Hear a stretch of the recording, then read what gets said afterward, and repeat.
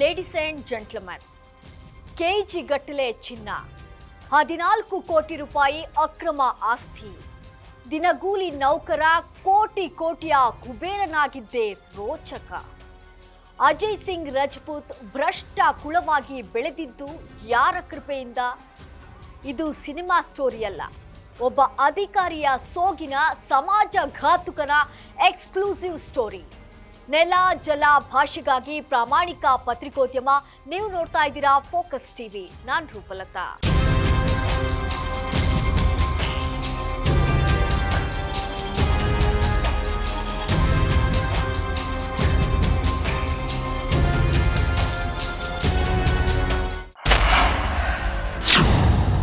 ಬೆಳಗಾವಿಯ ನಗರಾಭಿವೃದ್ಧಿ assistant executive ಇಂಜಿನಿಯರ್ನ ಕರ್ಮಕಾಂಡ ಬೆಚ್ಚಿ ಬೀಳಿಸಿದೆ.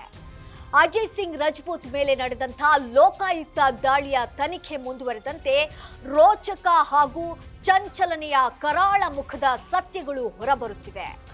ಬರೋಬ್ಬರಿ 14 ಕೋಟಿ ರೂಪಾಯಿಗೂ ಅಧಿಕ ಮೊತ್ತದ ಅಕ್ರಮ ಆಸ್ತಿ ಪತ್ತೆಯಾಗಿದೆ. ಈ ಪ್ರಕರಣದಲ್ಲಿ ಒಬ್ಬ ಸಾಮಾನ್ಯ ದಿನಗೂಲಿ ನೌಕರ ಕೋಟಿ ಕುಬೇರನಾಗಿ ಬೆಳೆದ ಹಾದಿ ಯಾವ ಸಿನಿಮಾಕ್ಕೂ ಕಡಿಮೆ ಏನಿಲ್ಲ ಅನ್ನುವಂತಾಗಿದೆ.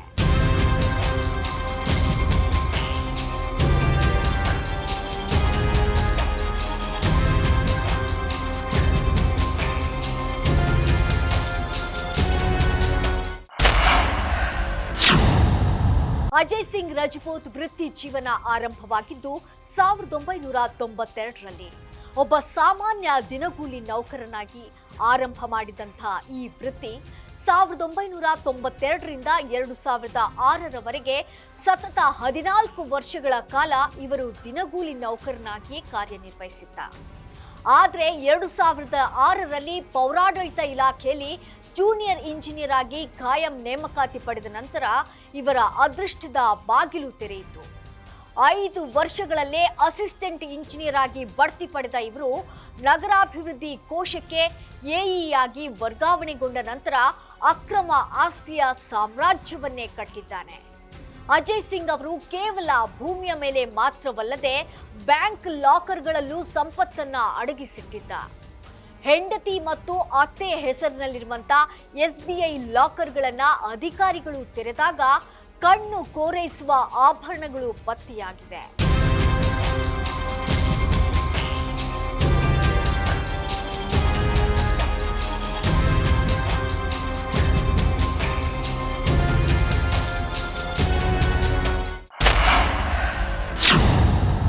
$25 ಲಕ್ಷ ಮೌಲ್ಯದ ಡೈಮಂಡ್ ನೆಕ್ಲೆಸ್ ಹಾಗೂ ವಜ್ರದ ಹರಳಿನ ಉಂಗುರಗಳು ಈ ಭ್ರಷ್ಟ ಅಧಿಕಾರಿ ಬಳಿ ಸಿಕ್ಕಿವೆ.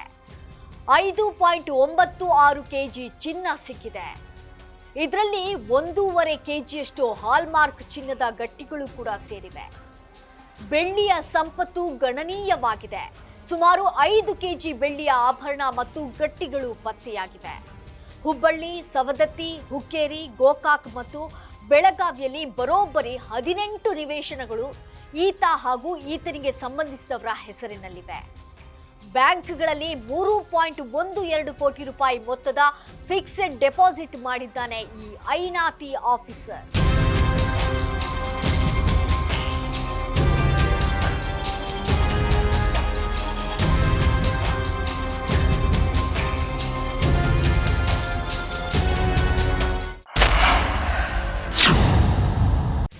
ಆದಾಯದ ಮೂಲಗಳನ್ನ ತೋರಿಸಿ ಇಷ್ಟೊಂದು ಬೃಹತ್ ಪ್ರಮಾಣದ ಆಸ್ತಿ ಸಂಪಾದಿಸಿರುವಂತ ಅಜಯ್ ಸಿಂಗ್ ವಿರುದ್ಧ ಲೋಕಾಯುಕ್ತ ಅಧಿಕಾರಿಗಳು ತನಿಖೆಯನ್ನ ತೀವ್ರಗೊಳಿಸಿದ್ದಾರೆ. ಆಂಜನೇಯ ನಗರದ ಮನೆಯಲ್ಲೇ 1/2 ಕೆಜಿ ಚಿನ್ನ ಪತ್ತೆಯಾಗಿದ್ರೆ ವಿವಿಧ ಬ್ಯಾಂಕ್ಗಳ ಲಾಕರ್ನಲ್ಲಿ ಕೆಜಿ ಗಟ್ಟಲೆ ಚಿನ್ನದ ಬಿಸ್ಕೆಟ್ಗಳು ದೊರೆತಿವೆ. ಈ ಲಂಚಬಾಕ ಅಧಿಕಾರಿಯ ಇನ್ನಷ್ಟು ಕರ್ಮಕಾಂಡಗಳು ಹೊರಬರುವ ಸಾಧ್ಯತೆ ಕೂಡ ಇದೆ. ಇದಾಗಿತ್ತು ಈ ಹೊತ್ತಿನ ನ್ಯೂಸ್ ಅಪ್ಡೇಟ್. ನೆಲ ಜಲ ಭಾಷೆಗಾಗಿ ನೋಡ್ತಾ ಇರಿ ಫೋಕಸ್ ಟಿವಿ.